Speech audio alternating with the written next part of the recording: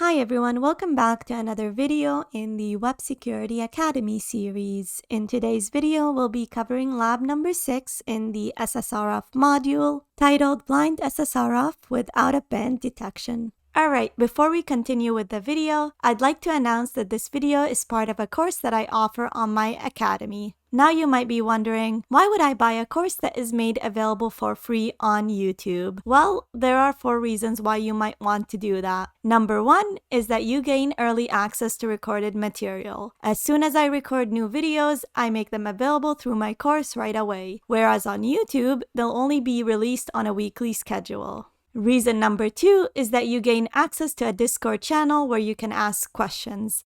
The Discord channel is divided into topics that we cover in the course, and if you run into any issues, you get to ask questions about anything related to the course material. Reason number 3 is that you no longer have to deal with YouTube ads or sponsor messages. And last but not least, reason number 4 is you get to support me. Any revenue generated from this course will go back into maintaining the academy and creating more videos and courses that will be made available for free on my YouTube channel. So if you're interested in buying the course, make sure to check out the link in the description. And that is it. Let's go back to our video. If you do not have an account on the Web Security Academy, you can get one by visiting the URL portswigger.net/websecurity and clicking on the sign up button. I already have an account and I am logged in, so to access the exercise, I'm going to click on Academy. Go down, select the learning path, go down, select SSRF, and then go down again. And click on Finding and Exploiting Blind SSRF Vulnerabilities, and then go down one more time and click on lab number 6 titled Blind SSRF with Out-of-Band Detection. Alright, let's get started. This site uses analytics software which fetches the URL specified in the referrer header when a product page is loaded. To solve the lab, use this functionality to cause an HTTP request to the public Burp Collaborator server. So our vulnerable parameter over here is the referrer header when a product page is loaded. And the goal of the lab is to use this functionality in order to cause an HTTP request to the public Burp Collaborator server. So let's paste this right over here.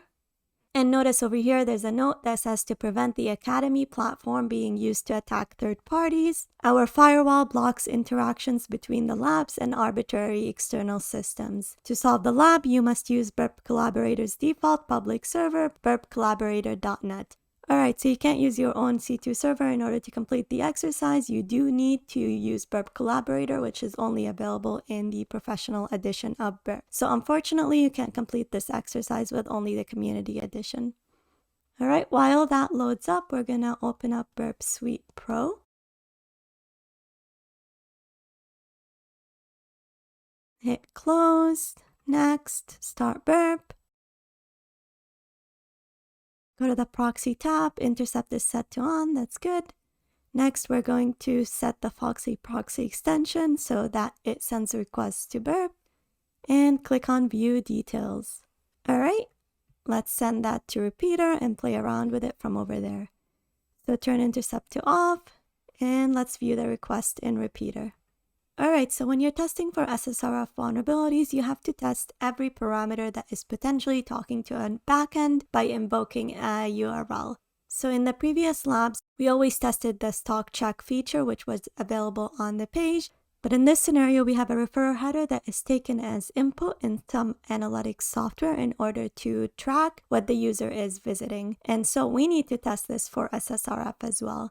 However, the analytics software is not going to respond with a text once it gets a URL, and so this is not a regular or in-band SSRF injection. It would have to be an out-of-band SSRF injection where your payload does not receive a response. So in order to perform this attack, what we're going to do is click on Burp, and then Burp Collaborator Client, copy to clipboard. This is our Burp Collaborator domain. and we're going to add it in repeater to conduct our SSRF attack.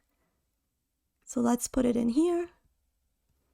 And before we hit send, let's click on Burp Collaborator client and put it side by side. And let's make it a little bit smaller.